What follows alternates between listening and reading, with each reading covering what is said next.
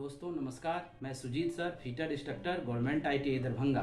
आज हम आप लोगों को बेंच वाइज के बारे में पूर्ण जानकारी विस्तृत रूप से देंगे, जिससे कि आप अगर लोको पायलट या टेक्नीशियन की तैयारी कर रहे हो या अभी DRDO का स्किल टेस्ट होने वाला है और इसरो का स्किल टेस्ट होने वाला है, उसमें बहुत सारे प्रश्न पूछे जाते हैं। तो हम जो जानकारी आपको देंगे, ये जानकारी प्राप्त कर वाइस के बारे में आप पूर्ण से पूर्ण जानकारी प्राप्त करेंगे और किसी भी क्वेश्चन को वहाँ मिस नहीं करेंगे। ये मेरा पूर्ण आपसे वादा है। ये है हमारा बेंच वाइज, इसके बारे में ही आज हम लोग पूर्ण जानकारी प्राप्त करेंगे। हमारे फीटर ट्रेड में सबसे ज़्यादा यूज होने वाला ये टूल है हमारा बेंच वाइज। हम लोग फीटर ट्रेड में जो भी ऑपरेशन करते हैं, फाइलिंग, हेक्सोइंग, ड्रिलिंग, रिमिंग, सब इसी पर जॉब बांध कर करते हैं। तो सबसे पहले कहीं आप स्किल टेस्ट में जाइएगा, DRDO, इसरो, कोई भी स्किल टेस्ट में जाइएगा, तो सबसे पहले आपसे पूछा जाएगा कि ये हमारा बेंच वाइज किस टाइप का औजार है या किस टाइप का टूल है। तो बहुत सारे हमारे स्टूडेंट इसका जवाब नहीं दे पाते हैं। तो ये हमारा जो है सो एक होल्डिंग डिवाइस है, क्योंकि किसी भी जॉब को हम लोग इसमें से मजबूती से पकड़कर उसके बाद ही कोई ऑपरेशन इसमें कर पाते हैं। जब तक उसको मजबूती से नहीं पकड़ेंगे तब तक उस पर किसी प्रकार का फाइलिंग, हेक्सोइंग वगैरह इसमें नहीं हो पाएगा। इस तरह क्या करते हैं, इसमें हम लोग जॉब को बांध देते हैं और फिर जो भी ऑपरेशन इसमें करना होता है वो ऑपरेशन हम लोग इसमें फाइलिंग, हेक्सोइंग या ड्रिलिंग वगैरह जो भी करना होता है तो करते हैं। आगे हम लोग इसके बारे में अब जानेंगे कि इसके कौन कौन से पार्ट्स होते हैं और वो कौन सा कार्य करता है और कौन सा मेटल का बना होता है। ये अक्सर स्किल टेस्ट में ये सवाल पूछा जाता है। तो ये जो घूम रहा है ये हमारा होता है बेंच वाइज में, ये मूवेबल जॉ होता है। और ये जो फिक्स होता है, इसमें जो होल बना हुआ है, इसमें नट बोल्ट के सहारे बेंच पर इसको फिट किया हुआ होता है, ये हमारा होता है फिक्स जॉ। तो कभी भी सवाल पूछा जाएगा कि बेंच वाइज, एक लाइन में सवाल पूछा जाएगा कि बेंच वाइज किस मेटल का बना होता है, तो हम लोग बताएंगे कि कास्ट आयरन का बना होता है। इसकी पूरी बॉडी जो है वो कास्ट आयरन की बनी होती है। और आगे देखिए इसमें ये इसकी मूवेबल जॉ और फिक्स जॉ में यहाँ जो है ये टूल स्टील या हाई कार्बन स्टील का जॉ प्लेट लगा हुआ है। ये जॉ प्लेट इसलिए हाई कार्बन स्टील या टूल स्टील का बना होता है कि कास्ट आयरन का अगर रहेगा तो वो जल्दी घिस जाएगा, जल्दी खराब हो जाएगा। और मेटल को चूंकि बार बार हम इसमें जकड़ते हैं, पकड़ते हैं, बांधते हैं तो खराब हो जाएगा। उससे इसको बचाने के लिए ये टूल स्टील या हाई कार्बन स्टील का बनाया जाता है। और इसमें देखिए कि दो छोटा छोटा स्क्रू लगा हुआ है। स्क्रू के सहारे इसको इसकी बॉडी में फिक्स किया जाता है। ये हेक्सागोनल सॉकेट स्क्रू लगा हुआ है, इसके सहारे इसमें फिक्स किया जाता है। ये हेक्सागोनल सॉकेट स्क्रू जो है इसको, ये है हमारा एलन की के द्वारा इसको हम लोग खोलते हैं और इसमें कसते हैं। एलन की आप लोगों को देखा होगा, हो सकता है नहीं भी देखा होगा, देख लीजिए। ये हमारा होता है एलन की। तो हेक्सागोनल सॉकेट स्क्रू जहां भी कसा होगा उसको हम लोग साधारण रिंच या स्क्रू ड्राइवर से नहीं खोल सकते हैं, उसको हम लोग एलन की के द्वारा ही, इसमें भी 6 भाग बना रहता है हेक्सागोनल, इसमें भी 6 भाग बना हुआ है, इसके द्वारा ही इसको हम खोलते और कसते हैं। आगे चलिए, इसमें और कौन कौन सा पार्ट्स होता है। इसमें ये इसका हैंडल होता है। ये हैंडल जो है हमेशा ये होता है क्या, ये माइल्ड स्टील का बना होता है। अक्सर ये सवाल आपसे पूछे जाएंगे कि भाइस की हैंडल किस मेटल की बनी होती है, तो हम लोग को जवाब देना है कि भाइस की हैंडल जो है सो माइल्ड स्टील की बनी होती है। आगे इसमें होता है ये हैंडल जो है ये स्पैंडल में फिट है। ये जो हमारा गोल वाला भाग है ये स्पैंडल है, तो ये स्पैंडल भी होता है सो माइल्ड स्टील का बना होता है। ये भी सवाल बहुत इंपॉर्टेंट है। अक्सर हमारे स्किल टेस्ट में कहीं भी इंटरव्यू होता है उसमें पूछा जाता है कि भाइस की स्पैंडल जो है वो किस मेटल की बनी होती है, तो हम लोग जवाब देंगे कि भाइस की जो हमारा स्पैंडल है वो माइल्ड स्टील का बना होता है। यानी स्पैंडल और हैंडल हमारा माइल्ड स्टील का बना होता है। उसके बाद इसमें सवाल आएगा कि भाइस के स्पैंडल में जो थ्रेड कटा होता है, ये बहुत इंपॉर्टेंट क्वेश्चन है। ये देख लीजिए, ये भाइस का स्पैंडल है, हम इसको खोल रहे हैं। भाइस के स्पैंडल के अंदर ये इसमें थ्रेड कटा हुआ है। ये जो थ्रेड कटा हुआ है ये थ्रेड होता है, तो कौन सा थ्रेड कटा होता है, अक्सर ये सवाल पूछे जाते हैं, बहुत इंपॉर्टेंट सवाल है हमारा। तो भाइस के स्पैंडल में जो थ्रेड होता है वो स्क्वायर थ्रेड कटा होता है। एक बात हमेशा जान लीजिए आप, जहां भी हमारा मजबूती वाला काम होगा, मजबूती पकड़ वाला काम होगा, जैसे कि आप देखते होंगे कि गाड़ी खराब हो जाता है तो उसमें चक्का को खोलने के लिए, जब गाड़ी पंक्चर हो जाती है, चक्का में कोई खराबी हो जाता है, तो एक जक लगाया जाता है। तो जक में भी हमारा क्या होता है, स्पेंडल में वो हमारा स्क्वायर थ्रेड कटा होता है, क्योंकि जहां भारी भरकम काम होता है, मजबूत पकड़ का काम होता है, वहां क्या होता है, स्क्वायर थ्रेड का प्रयोग किया जाता है। तो इसमें भी हम लोग क्या करते हैं, मजबूती वाला काम करते हैं, मजबूती से किसी जॉब को इसमें पकड़कर उस पर फाइलिंग, हेक्सोइंग या ड्रिलिंग, रिविंग जो भी ऑपरेशन है वो करते हैं। इसलिए इसमें भी थ्रेड जो हमारा कटा हुआ है वो स्क्वायर थ्रेड कटा हुआ है। अक्सर ये सवाल पूछे जाते हैं कि भाइस के स्पेंडल में कौन सा थ्रेड कटा होता है। उसके बाद जान लीजिए कि भाइस के जो स्पेंडल है वो स्पेंडल चलता है एक बॉक्स नट में। तो वो बॉक्स नट जो होता है या गाइड नट भी उसको कभी कभी बोलते हैं।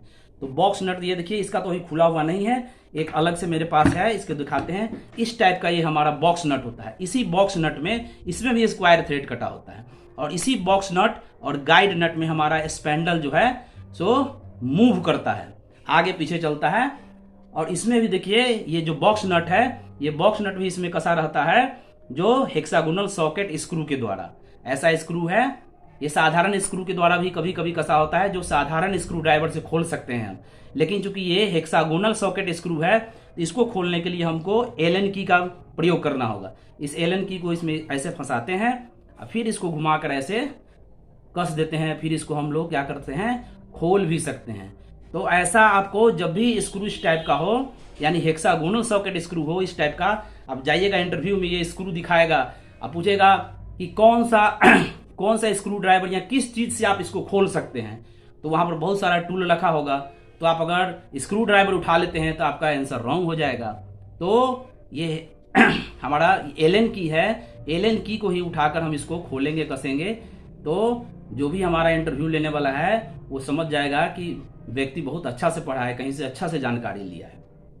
उसके बाद आइए, इस भाइस में जब भी हम लोग क्या करते हैं, कोई जॉब हमारा जब फिनिशिंग हो जाता है, फिनिशिंग जॉब को जब इसमें हम बांधेंगे तो एक सॉफ्ट मेटल यानी माइल्ड स्टील या एल्युमिनियम जो भी हमारा सॉफ्ट मेटल होता है, सॉफ्ट मेटल का एक भाइस क्लैंप इस टाइप का एल आकार में, इस टाइप का एल आकार में हम क्या करेंगे, भाइस क्लैंप बनाकर, और इसके जॉब प्लेट के आगे और पीछे दोनों साइड में, इधर भी और इधर भी, एल्युमिनियम का या माइल्ड स्टील का या कोई भी सॉफ्ट मेटल का इस तरह का भाइस क्लैंप बनाकर इसके जॉब प्लेट में लगाकर, और फिर इसमें जॉब को अगर हम बांधते हैं तो क्या होता है, फिनिशिंग जॉब में हमारा दाग नहीं आता है।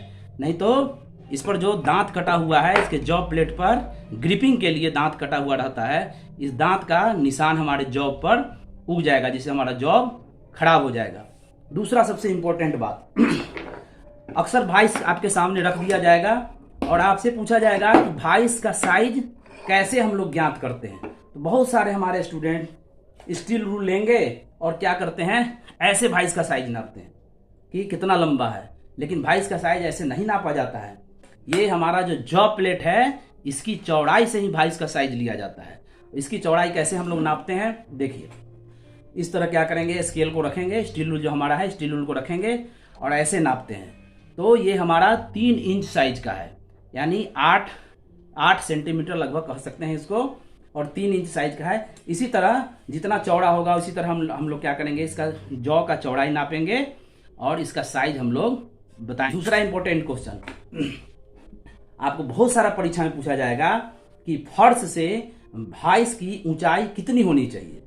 तो इसमें बहुत सारे आंसर आते हैं, मतलब आंसर तो एक ही होगा, लेकिन उसको अलग अलग सेंटीमीटर में, फीट में, उसके बाद इंच में, ये अलग अलग पूछा जाता है।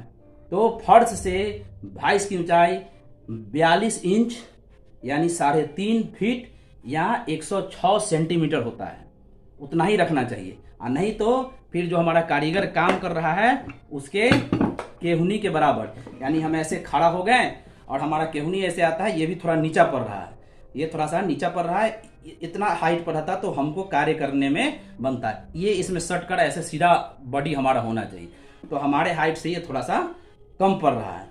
तो आप लोग अपने हाइट से इसको नाप लीजिएगा।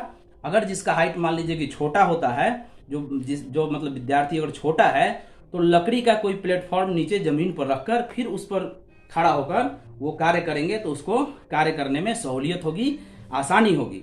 तो अक्सर आपसे ये क्वेश्चन पूछे जाते हैं। अभी जो परीक्षा में क्वेश्चन आ रहा है तो उसमें 42 इंच वाला आंसर कम रहता है, 3.5 फीट वाला आंसर कम रहता है, 106 सीएम जो आंसर है हमारा वो ज़्यादा से ज़्यादा उसमें दिया रहता है।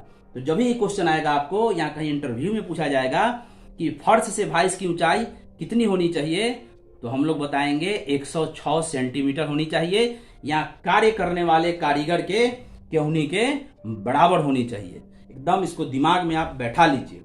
कभी कभी भाइस से अगर क्वेश्चन पूछा जा रहा है तो वहां यह भी पूछ दिया जाएगा कि जो हमारा बेंच भाइस जिस बेंच पर कसा हुआ होता है उसकी लंबाई चौड़ाई कितनी होती है। तो जान लीजिए उसकी लंबाई चौड़ाई जो होती है, उसकी लंबाई होती है 2 मीटर, चौड़ाई होती है 1 मीटर और उसका जो हाइट होता है यानी ऊंचाई होता है सो 80 सेंटीमीटर होता है। जो हमारा जनरल हम लोग जो टेबल बनवाते हैं भाइस कसने के लिए उसका चौड़ाई होता है 1 मीटर, लंबाई होता है 2 मीटर और उसका ऊंचाई होता है 80 सेंटीमीटर। एकदम ये सब बात आप याद कर लीजिए। भाइस से संबंधित ये सारा महत्वपूर्ण बात हम आपको बता दिए हैं। कहीं भी आप जाइएगा, कहीं भी किसी डीआरडीओ में, अभी तो डीआरडीओ का स्किल टेस्ट होने वाला है, इसरो का स्किल टेस्ट होने वाला है, तो उसमें अक्सर ये प्रश्न आपसे पूछे जाएंगे। और ये अगर आप बढ़िया से अगर जानकारी प्राप्त कर लीजिएगा इस वीडियो के माध्यम से, तो हमको नहीं लगता है कि कहीं से किसी क्वेश्चन का आंसर आप मिस कर सकते हैं। सभी क्वेश्चन का आंसर सही सही बताएंगे। एक चीज बताना आपको हम भूल गए हैं कि बॉडी तो इसकी पूरी होती है कास्ट आयरन की बनी होती है, हैंडल और स्पैंडल होता है माइल्ड स्टील का बना होता है और इसके अंदर जो बॉक्स नट होता है यानी ये जो बॉक्स नट आपको दिखाए हैं ये बॉक्स नट कभी कभी कास्ट आयरन का भी बना होता है या ब्रॉन्ज का बना होता है या फिर गन मेटल का बना होता है। इसके बारे में भी क्वेश्चन पूछे जाते हैं कि भाइस का जो बॉक्स नट होता है वो किस मेटल का बना होता है। तो भाइस का जो बॉक्स नट या इसको गाइड नट भी बोलते हैं तो ये होता है कास्ट आयरन, ब्रॉन्ज या गन मेटल का बना होता है। तो आज हम आप लोगों को भाइस के बारे में पूर्ण जानकारी दिए हैं और इसी तरह जो भी फिटर ट्रेड में हमारे टूल्स यूज होते हैं जैसे हमारा फाइल है, हेक्सा है और भी बहुत सारे टूल्स है उसके बारे में आपको जानकारी देते रहेंगे। तो प्लीज़ आप लोग हमारे चैनल ITI टेक्निकल प्लेटफॉर्म को सब्सक्राइब और लाइक ज़रूर करें और हमारे मनोबल को बढ़ाते रहें। धन्यवाद।